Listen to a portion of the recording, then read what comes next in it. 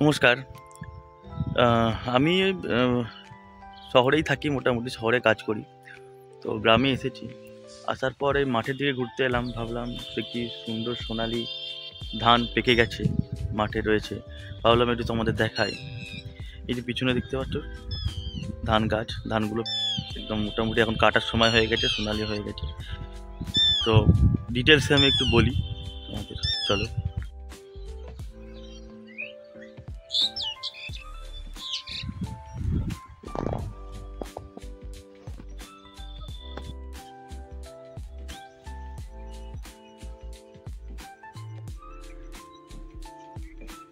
এই যে আমি আল বরাবর যাচ্ছি, এই পাশে যে জমিটা রয়েছে তাতে ধান চাষ হয়েছে এবং ধানগুলো পেকে গেছে। পেকে যাওয়ার পর ধানের শীষগুলো সব সোনালি কালার নিয়ে নিয়েছে। তা দু একদিনের মধ্যেই হয়তো এটাকে কাটবে।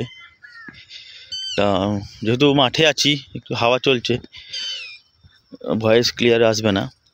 তো যেটা দেখাবার, এইটা যখন কাটবে, কাটার পর মানে গোড়া থেকে কেটে নেবে, বুঝলেন।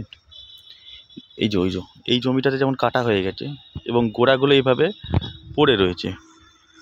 বাকি যে ধান ডগাটা, আর একটা জিনিস দেখাই, এইটা কাটার পর এগুলোকে কিছু কিছু গোছা নিয়ে এটুনো বলে আমরা, মানে যেটাকে আঠি বাঁধা, সেই আঠি বেঁধে এক একটা একটু বাঁচ করেই দেখুন সাজিয়ে রেখেছে। পরে এগুলোকে মাথায় করে তুলে নিয়ে চলে যাবে, নিয়ে সেইটা মেশিনে ঝাড়া হবে, ঝাড়া হলে খড় আলাদা হয়ে যাবে, ধান আলাদা হয়ে যাবে। একটা হাতে নিয়ে দেখাই, এইরকমভাবে আঠি বাঁধা হয়। এই যে রয়েছে এখানে আঠি বেঁধে রাখা হয়েছে। তা এই ধানটা যেমন শুয়ে পড়েছে, মানে অনেক দিন হয়ে গেছে, তো হাওয়া টাওয়া দিলে ধানগুলো এরকম একের ওপরে পড়ে যায়। তাতে অবশ্য কোনো সমস্যা নেই, যারা চাষিরা আছে তারা ঠিক কেটে এটাকে সাইজ করে নেবে। আমাদের এই গ্রামে এই মাঠে প্রচুর ধান চাষ হয়, ধান প্রচুর হয়ে গেছে, মানে তোলা হয়ে গেছে, কাটা ঝাড়া কিছু কিছু বাকি আছে। মানে জমি দু ধরনের হয়, ঠিক আছে, একটা হচ্ছে উঁচু জমি, একটা হচ্ছে নিচু জমি।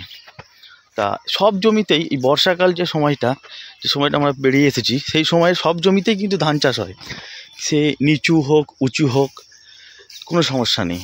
কিন্তু এরপরে এই যে ওই দূরে যেগুলো এখনও দাঁড়িয়ে আছে, ওগুলো একটু তুলনামূলকভাবে নিচু জমি।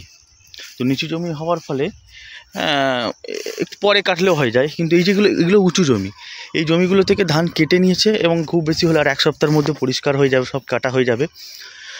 তো এগুলোতে আর কিছু হবে না, এগুলোতে এরপরে আলু চাষ হবে, বা এই যে সবজি চাষ হবে, টমেটো, শসা, ঝিঙে, এইসবগুলো।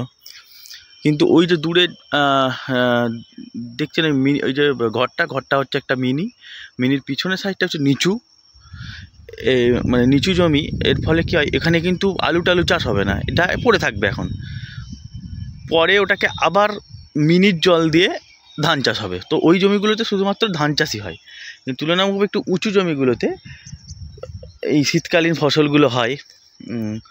টমেটো, একটু আগে যেগুলো বললাম আমি।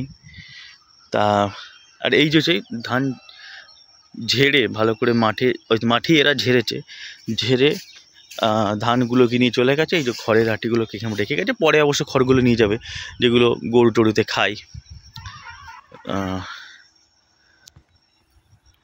দেখে নাও।